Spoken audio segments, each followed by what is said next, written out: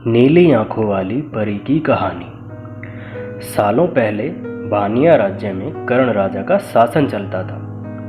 राजा का दिल बहुत साफ था। वह हर त्योहार के दिन लोगों को दान देते थे। इस साल भी एक त्योहार के अवसर पर राजमहल में दान लेने वालों की भीड़ लग गई। राजा ने सबको भर भर कर दान दिया। अंत में कमर को झुकाते हुए एक महिला राजा के पास दान लेने के लिए पहुंची, लेकिन तब तक राजा के पास दान देने के लिए कुछ भी नहीं बचा था। राजा ने तुरंत अपने गले से हीरे का हार निकाला और उस महिला को दे दिया। वह महिला राजा के सिर पर हाथ फेरते हुए आशीर्वाद देकर चली गई। अगले दिन राजा अपने बगीचे में बैठकर सोच रहे थे कि मेरे जीवन में एक पुत्र की कमी है। भगवान ने मुझे सब कुछ दिया, लेकिन पुत्र सुख का पता नहीं क्यों नहीं दिया। तभी राजा के गोद में एक आम आकर गिरा। राजा इधर उधर देखने लगे। उनके मन में हुआ कि आखिर यह आम मेरी गोद में कैसे आया। तभी कुछ देर बाद उन्हें बहुत सारी परियां दिखाई दी। उन सभी परियों में से एक नीली आंखों वाली परी राजा के सामने आई और बोलने लगी कि इस आम को आप अपनी पत्नी को देना। यह आम तुम्हें पुत्र रत्न देगा। इसे खाने के 9 महीने बाद ही तुम्हारी पत्नी माँ बन जाएगी। वैसे तुम्हारे भाग्य में पुत्र सुख तो नहीं है, लेकिन तुम दिल के साफ हो और बहुत दानी हो, इसलिए तुम्हें यह सुख मिला है। बस यह सुख तुम्हें सिर्फ 21 साल तक मिलेगा। जैसे ही तुम्हारे बेटे की शादी होगी, उसकी मौत हो जाएगी। राजा ने दुखी मन से नीली आंखों वाली परी से पूछा, क्या इसका कोई उपाय नहीं है? परी ने कहा, राजन, कल मैं कमर झुकाते हुए एक साधारण महिला के रूप में तुम्हारे दरबार में दान लेने के लिए आई थी। देखो, जो माला तुमने मुझे दी थी वो मेरे गले में है। तुम्हारे इसी कर्म और दूसरों की मदद करने की भावना के कारण मैं तुम्हें पुत्र का आशीर्वाद देने के लिए आई हूँ। लेकिन तुम्हारा बेटा 21 साल से ज़्यादा नहीं जी पाएगा। फिर भी तुम उसकी मौत होते ही उसे एक संदूक में डाल देना। उसके बाद संदूक में 4 दही के घड़े रखना और बीच जंगल में लाकर छोड़ देना। इतना कहकर नीली आंखों वाली परी वहां से ओझल हो गई। राजा ने महल जाकर सारी बात अपनी पत्नी मैत्री को बता दी और उसे आम खाने के लिए दिया। राजा की पत्नी ने आम खाने के ठीक 9 महीने के बाद एक पुत्र को जन्म दिया। बेटा होने की खुशी में राजा ने बहुत बड़ा जश्न रखा। जश्न के बाद बेटे का नाम देव रखा गया। होते होते राजकुमार देव की उम्र 21 साल की हो गई। उसके विवाह के लिए प्रस्ताव आने लगे। राजा ने एक बुद्धिमान लड़की वत्सला से अपने बेटे की शादी करा दी। शादी के कुछ ही दिनों के बाद नीली आंखों वाली परी की बात सच हो गई और राजा का बेटा देव मर गया। राजा और रानी नीली आंखों वाली परी की बात को भूल गए थे। जब देव के अंतिम संस्कार के लिए राजा लोगों के साथ शमशान की ओर बढ़ने लगे, तो राजा को परी की बात याद आ गई। तुरंत राजा ने सबको एक बड़ा सा संदूक और 4 दही के घड़े लाने के लिए कहा। संदूक आते ही राजा ने भारी मन से अपने बेटे को उसमें डाला और दही के 4 घड़े भी रख दिए। उसके बाद राजा ने अपने सैनिकों की मदद से उस घड़े को घने जंगल के बीच में रख दिया। वहां से लौटने के बाद राजा का मन किसी भी काम में नहीं लगा। कुछ समय बाद देव की पत्नी अपने मायके चली गई। समय बीता और देव की मृत्यु को 1 साल हो गया। देव की पत्नी वत्सला के घर एक बूढ़ा आदमी खाना मांगने के लिए पहुंचा। उसने बड़े प्यार से उसे खाना खिलाया। खाना खिलाने के बाद उस भिखारी ने अपना हाथ धोने के लिए दूसरे हाथ की मुट्ठी खोली।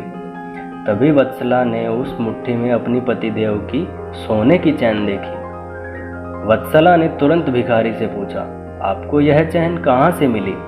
यह मेरे पति की है, जिन्हें संदूक में बंद करके जंगल के बीच में रखा गया था। भिखारी ने डरते हुए कहा, हाँ, मैंने यह चैन उसी संदूक से निकाली है। वत्सला ने कहा, अब डरिए मत, मैं सिर्फ उस जंगल तक जाना चाहती हूँ जहाँ मेरे पति का संदूक रखा है। भिखारी ने कहा, वह भयानक जंगल है, मैं आपको वहाँ तक नहीं लेकर जा पाऊँगा। हाँ, आप चाहो तो मैं उस संदूक से थोड़ी दूर ले जाकर आपको छोड़ सकता हूँ। वत्सला तेजी से भिखारी के साथ जंगल तक पहुंची। घने जंगल से पहले ही भिखारी वहां से चला गया। फिर वत्सला अकेले अपने पति के संदूक को ढूंढने के लिए निकल पड़ी। वहां जाकर उसने अजीब सी चीजें देखी। उस संदूक के पास बहुत सारी परियां थीं। वत्सला पेड़ के पीछे छुपकर उन्हें देखने लगी। वत्सला ने देखा कि सारी परियों के बीच एक नीली आंखों वाली परी आई और उसने संदूक में एक लकड़ी देव के मृत शरीर के सिर के पास और एक पैर के पास रखी। तभी देव संदूक से बाहर निकल आया। परियों ने देव को मिठाई खिलाई और दोबारा संदूक के अंदर डालकर लकड़ियों की स्थिति बदल दी। रोज रात को नीली आंखों वाली परी इसी तरह से देव को संदूक से बाहर निकालती और फिर उसी में भेज देती थी। वत्सला डरते हुए उसी जंगल में फल खाकर 3 से 4 दिन तक यह सब देखती रही। एक दिन वत्सला ने भी संदूक खोला।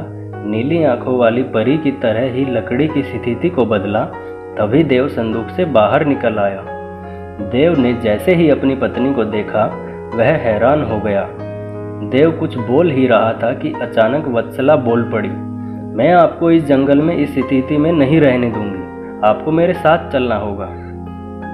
देव ने वत्सला को समझाते हुए कहा, मैं नीली आंखों वाली परी की वजह से ही इस दुनिया में आया हूँ। मैं उनकी आज्ञा के बिना कहीं नहीं जा सकता। तुम मेरे संदूक में रखा हुआ एक घड़ा अपने साथ लेकर मेरे राज्य में चली जाओ। वहाँ छुप कर रहना।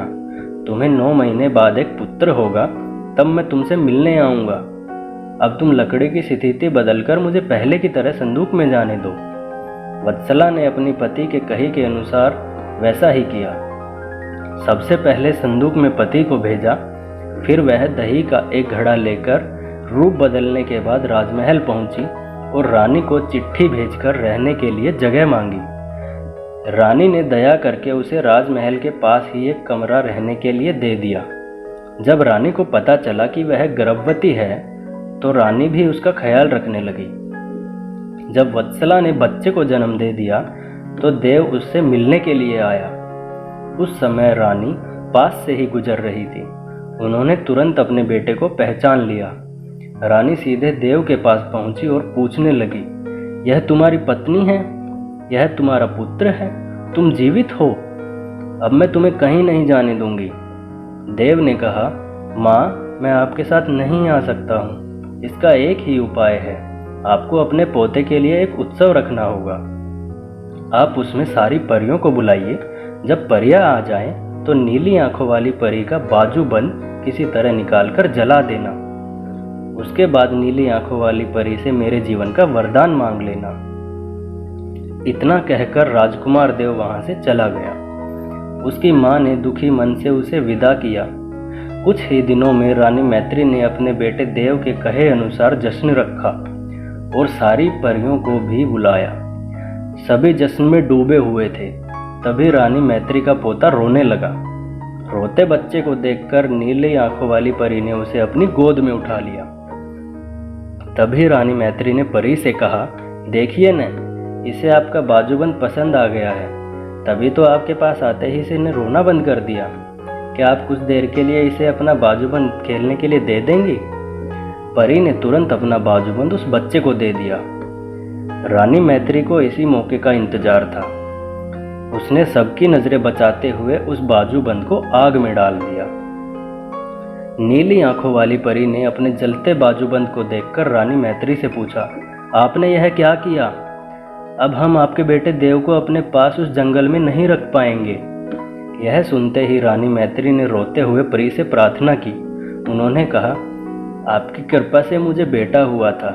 अब आपको ही कृपा करके मेरा बेटा लौटाना होगा। मैं आपसे अपने बेटे देव की भीख मांगती हूँ। नीली आंखों वाली परी को माँ का प्यार देखकर दया आ गई और उन्होंने आशीर्वाद दे दिया। परी के आशीर्वाद से राजकुमार देव संदूक से निकलकर घर लौट आया। राजकुमार अपने परिवार के साथ खुशी खुशी रहने लगा। इस कहानी से हमें सीख मिलती है, विनम्रता से सबका दिल जीता जा सकता है और सब्र व सही रणनीति से इंसान मुश्किल काम को भी पूरा कर लेता है। दोस्तों, आशा करते हैं कि आपको यह कहानी पसंद आई होगी। अगर पसंद आई हो तो वीडियो को लाइक और चैनल को सब्सक्राइब कर देना। धन्यवाद।